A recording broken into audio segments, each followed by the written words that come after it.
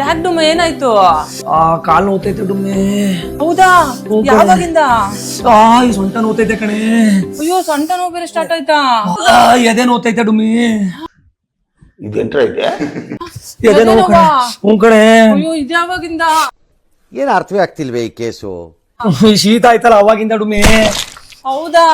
ಇದೇನ್ ಡುಮ್ಮಿ, ಒಳ್ಳೆ ರೇಷನ್ ಅಂಗಡಿ ಕ್ಯೂ ನಿಲ್ತಾರ ಆತರ ಒಂದಾಗತ್ತು ಒಂದ್ ನೋವುಗಳು ಬರ್ತಾನೆ ಇದಾವೆ. ಸಾಕ್ ಡುಮ್ಮ, ಎಷ್ಟೊತ್ತು ತಮಾಷೆ ಮಾಡ್ಕೊಂತ ಕೂತಿದ್ದು, ಸ್ವಲ್ಪನೂ ಸೀರಿಯಸ್ನೆಸ್ ಇಲ್ಲ.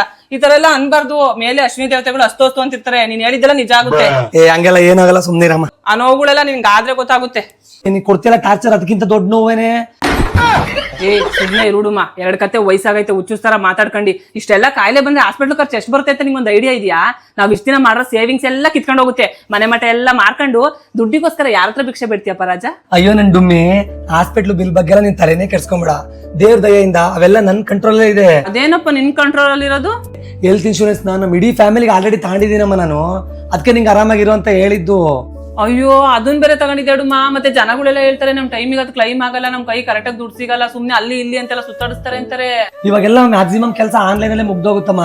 ಅದೆಲ್ಲ ಆವಾಗಿನ ಕಾಲದಲ್ಲಿ ಇತ್ತು. ಅದಕ್ಕೆ ಜನ ಇನ್ಸೂರೆನ್ಸ್ ಮಾಡ್ಸಕ್ ಹಿಂದೆ ಮುಂದೆ ನೋಡ್ತಿದ್ರು. ಇವಾಗೆಲ್ಲ ಸೆಟ್ಲ್ಮೆಂಟ್ ಬೇಗ ಆಗೋಗುತ್ತೆ. ಓ ಹೌದಾ? ಪ್ರೀಮಿಯಂ ಎಲ್ಲ ಎಷ್ಟಿರುತ್ತೆ? ತುಂಬಾ ಕಾಸ್ಟ್ಲಿ ಇರುತ್ತೆ ಅನ್ಸುತ್ತೆ.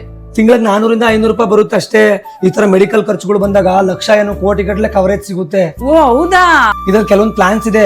ಈ ನಾರ್ಮಲ್ ಕಾಯಿಲೆಗಳು ಇದಾವಲ್ಲ, ಡಯಾಬಿಟಿಸ್, BP, ಥೈರಾಯ್ಡ್, ಅಸ್ತಮ ಅಂತ, ಈ ಕಾಯಿಲೆಗಳಿಗೆಲ್ಲ ಡೇ 1 ಇಂದಾನೇ ಕವರೇಜ್ ಸಿಗುತ್ತೆ.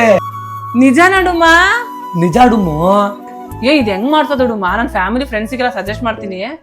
ಲಿಂಕ್ ನ ಡಿಸ್ಕ್ರಿಪ್ಷನ್ ಅಲ್ಲಿ ಕೊಟ್ಟಿರ್ತೀನಿ, ಅಲ್ಲೋಗಿ ಚೆಕ್ ಮಾಡ್ರಿ. ಅಲ್ಲಿ ತುಂಬಾ ಟ್ರಸ್ಟೆಡ್ ಇನ್ಶೂರೆನ್ಸ್ ಕಂಪ್ನಿಗಳು ಇದಾವೆ. ನಿಮ್ಗೆ ಯಾವ್ದು ಬೆಸ್ಟ್ ಅನ್ಸುತ್ತೆ ಅದು ಚೂಸ್ ಮಾಡ್ಕೊಂಡ್ರೆ ಆಯ್ತು.